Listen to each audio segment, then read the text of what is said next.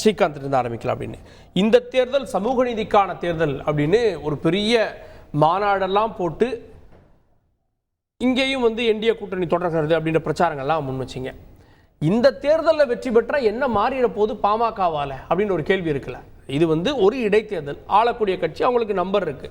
இந்த தேர்தலுக்கான முக்கியத்துவம் என்ன?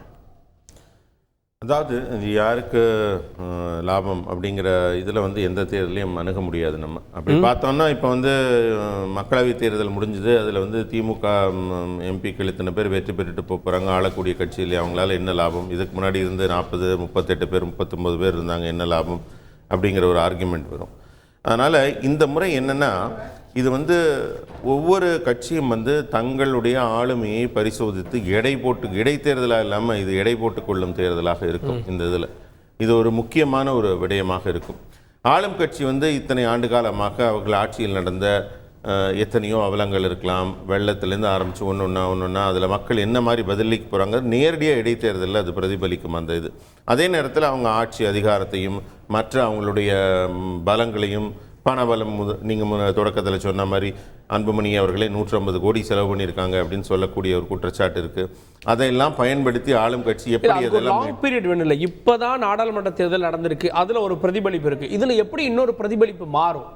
அதாவது மக்களுடைய பார்வை மாறும் இல்லையா? மக்களவை தேர்தலுக்கு வாக்களிக்கும் மக்கள் சிந்திக்கும் கோணமும், அப்போ யார் பிரதமர் என்று யோசிக்கிறது என்ற ஒரு பார்வையும், இந்த நேரத்தில் ஆளும் கட்சிக்கு எதிரான அவர்களுடைய கோபத்தையோ மற்றதையோ காட்டக்கூடிய ஒரு நல்ல சூழல் இருக்கு.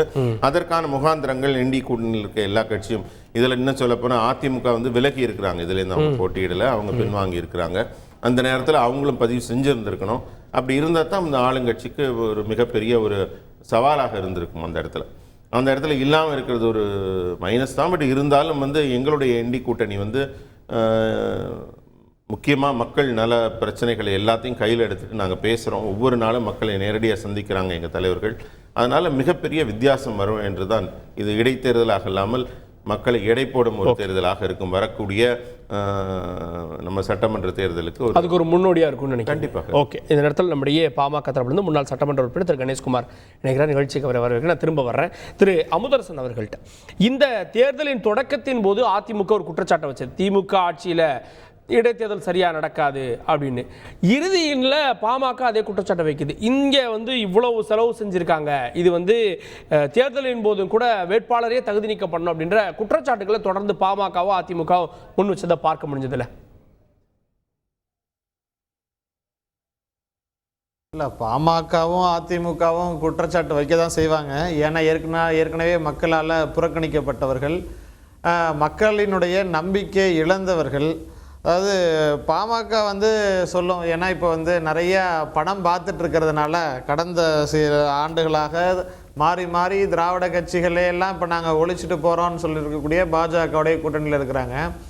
அதனால் வந்து பாஜக இன்னைக்கு நாட்டிலே எந்த அளவிற்கு என்னென்ன இதிலெல்லாம் ஊழல் பண்ணிகிட்டு இருக்குது அப்படிங்கிறதெல்லாம் தேர்தல் பத்திரங்கள்லேருந்து நீங்கள் பிஎம் கேர்லேருந்து எல்லாம் நிறையா பார்த்துருப்போம். அதனால் அந்த பணம் எதுவும் கொடுத்துருப்பாங்க பாமகவுக்கு, அதனால் அவங்க பார்த்துருப்பாங்க. அதனால் அவங்களுக்கு எல்லாம் பணமாக தெரியுது. ஏன்னா அது தேர்தல் நேரத்தில் மட்டுமே ஆக்டிவேட் ஆகக்கூடிய ஒரு கட்சி இருக்குது அப்படின்னு சொன்னால் அது தமிழ்நாட்டில் 2 மிக முக்கியமான கட்சிகள், ஒன்று பாஜக, இன்னொன்று வந்து பாமக. அந்த வகையில் இன்றைக்கி என்ன பேசுகிறோம் அப்படிங்கிறது தெரியாமல் என்னென்ன குற்றச்சாட்டுகள் வைக்கிறோம், அதற்கு ஏதாவது முகாந்திரம் இருக்குதா அல்லது அது ஏதாவது உண்மைத்தன்மை இருக்குதா அப்படிங்கிறது எதுவுமே இல்லாமல் குருட்டாம்போக்குத்தனமாக தேர்தல் தோல்வியினுடைய பதட்டத்தில் இன்னைக்கு பாமகவினுடைய தலைவர்கள் உளறுவதை வந்து நம்ம பார்க்க முடிகிறது. தேர்தல் இடைத்தேர்தல்களையே பாமக புறக்கணிச்சிருக்கு, தொகுத்து எடுத்தவனும். ஆனா இந்த முறை அவங்களாக வந்து போட்டியிடுறாங்க, அதிமுக விலகி கொண்டது. இந்த முறை போட்டியிடுறாங்கன்னா இதை முக்கியத்துவமாக கருதுறாங்கன்றதான பொருள். அதாவது இந்த தேர்தலில் பாமக முக்கியத்துவம் கருதியெல்லாம் ஒன்றும் வந்து நிற்கலைங்க. பாஜகவினுடைய அழுத்தத்தின் காரணமாகத்தான். அதாவது இந்த கிணத்துல எட்டி பார்க்கும் பொழுது செந்தில் கவுண்டமணியை பிடிச்சி தள்ளி விடுவார் பாருங்க, அந்த மாதிரி இன்னைக்கு பாமகவை பிடிச்சி பாஜக தள்ளி விட்டுருக்குது. அதில் தான் வந்து அவங்க நிற்கிறாங்களே தவிர மற்றபடி எந்த முக்கியத்துவமும் இல்லை. ஏன்னா தொடர்ந்து நீங்கள் வந்து எக்ஸ்க்ளூசிவாக நீங்கள் விக்கிரவாண்டி தொகுதியை மட்டும் எடுத்துக்கிட்டீங்க அப்படின்னு சொன்னாலுமே கூட இன்னைக்கு 2016 தேர்தலிலேயே பாமகவை விட அங்கே திராவிட முன்னேற்ற கழகம் மிகப்பெரிய அளவில் வெற்றி பெற்றிருந்தது, அதிக வாக்குகள் வாங்கி.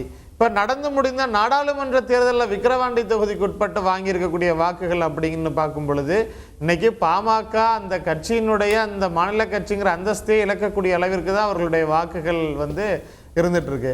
நீங்க தொடர்ந்து இன்னைக்கு பாமக எதை நம்பி இந்த தேர்தலில் இருக்குது அப்படின்னு சொன்னா தொடர்ந்து அங்க உழைக்கக்கூடிய வன்னிய சமுதாய மக்கள் அதிகமான இருக்கிறாங்க. அதனால அவர்களுடைய ஒட்டுமொத்த நம்பிக்கையையும் கடந்த காலங்கள்லாம் தொடர்ந்து அந்த மக்களுடைய மனதில் இல்லாத வெறிகளை எல்லாம் ஊற்றி அவர்கள் தலையில முளக அரைச்சி அவர்களை ஏமாற்றி அந்த முகத்திரை கிழிந்து தொங்குது பாமகவுக்கு அப்படிங்கிற உண்மை நிலை தெரியாம இன்னைக்கு நாங்க வன்னிய மக்களுக்கெல்லாம் ராயல்டி வாங்கி வச்சிருக்கோம் அப்படிங்கிற மாதிரி இன்னைக்கு பாமக போய் தேர்தல் களத்தில் நிக்குது. ஒன்னே ஒன்று மட்டும் சொல்றேன், 2016 திரு அன்புமணி ராமதாஸ் அவர்களை முதலமைச்சராக பாமக முன்னிறுத்துனுச்சு. இனிமே நாங்க வந்து கூட்டணிகள்ல போய் நிக்க மாட்டோம், இந்த தேர்தலோட என் பையனை நான் முதலமைச்சர் ஆக்கி காமிக்கிறேன் பாருங்கன்னு சவால் விடுத்து அன்னைக்கு போயிட்டு நிறுத்தினாங்க. அந்த தேர்தலையே வெறும் 5% வாக்குகள் தான் பாமகவால வாங்க முடிந்தது.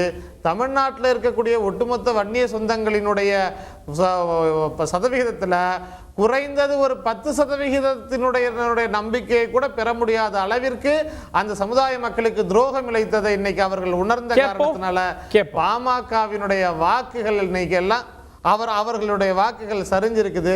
ஆனா அவர்கள் தோல்வி பயத்துல பாஜகவினுடைய நிர்பந்தத்துல என்ன பேசுறோங்கிறது தெரியாம பேசிக்கிட்டு களத்துல நின்று. திரு கணேஷ்குமார், இந்த தேர்தலில் அதுவும் 13 ஆண்டுகளா இடைத்தேர்தல் களத்துல பாமக நிக்கல, எதுக்குங்க இடைத்தேர்தல்னு கூட பாமக நிறுவனர் கேட்டிருக்காரு. இந்த முறை நிக்குதுன்னா ஒரு நிர்பந்தம் சின்னத்துக்கோ இல்ல மாநில கட்சி அந்தஸ்துக்கோ அல்லது பாஜகவோ கொடுத்துருக்கு அப்படின்னு குற்றச்சாட்டுகளை முன்வைக்கிறாங்கல்ல. குற்றச்சாட்டு முன்வைக்கிறவங்க முன் வச்சுட்டே தான் இருப்பாங்க. ஏன்னு சொன்னால் அவங்க குற்றச்சாட்டுலலாம் ஒரு அர்த்தம் இருக்கான்றதை பார்க்க வேண்டிய சூழ்நிலை காலகட்டத்தில் நம்ம இருக்கிறோம்ல. போகிற போக்கத்தில் சொன்னார், தேர்தல் நேரத்தில் மட்டும் ஆக்டிவாக இருக்கிற கட்சி 2 கட்சி அப்போ மட்டும்தான் ஆக்டிவாக இருப்பாங்க. அது தேர்தல் நேரத்தில் மட்டும்தான் இவங்க ஆக்டிவாக வருவாங்க போல். மீதி நேரத்துலலாம் திமுக வந்து கோமா ஸ்டேஜுக்கு போயிடுவாங்க போல். என்ன நடக்குது ஏது நடக்குதுன்றது தெரியாத சூழ்நிலைக்கு. ஏன்னு சொன்னால் ஒவ்வொரு காலகட்டத்திலையும் மக்களுக்கு தேவையான போராட்டங்களை முன்னெடுக்கிற கட்சி பாட்டாளி மக்கள் கட்சின்னு எல்லாருக்கும் தெரியும். அடுத்தபடியாக சொல்லணும்னு சொன்னால், இந்த தேர்தலில் ஏன் நீங்கள் போட்டியிட்டீங்க, எதற்காக நீங்கள் பண்ணீங்க, இத்தனை வருஷம் கொள்கை முடிவை எடுத்துட்டு அப்படின்னு ஒரு மாற்றத்திற்கான அரசியலை முன்னெடுத்து ஒரு நாடாளுமன்ற தேர்தலை நாங்கள் சந்தித்த பிறகு அடுத்த தேர்தலில் ஏன் நம்ம களம் காணக்கூடாது, அதை முன்னெடுப்பதற்கான ஒரு வாய்ப்பு இருக்கும் பொழுது அந்த வாய்ப்பை நம்ம முன்னெடுக்கலாம் அப்படின்ற ஒரு அடிப்படையில் தான் நாங்கள் தேர்தலில் போட்டியிடுறோம்னு சொல்லி தான் நாங்கள் இந்த தேர்தல் களத்தை உள்ளே வந்தோம். அந்த நாங்கள் உள்ளே வரக்கூடிய சூழ்நிலையில் அதிமுக பின்வாங்குவாங்கன்னு நாங்கள் நினச்சி பார்க்கல, அவங்க போட்டியிடுவாங்கன்ற ஒரு எண்ணத்தில் தான் நாங்கள் இருந்தோம். செய்திகளை உடனுக்குடன் தெரிந்து கொள்ள உடனே சப்ஸ்கிரைப் பண்ணுங்க.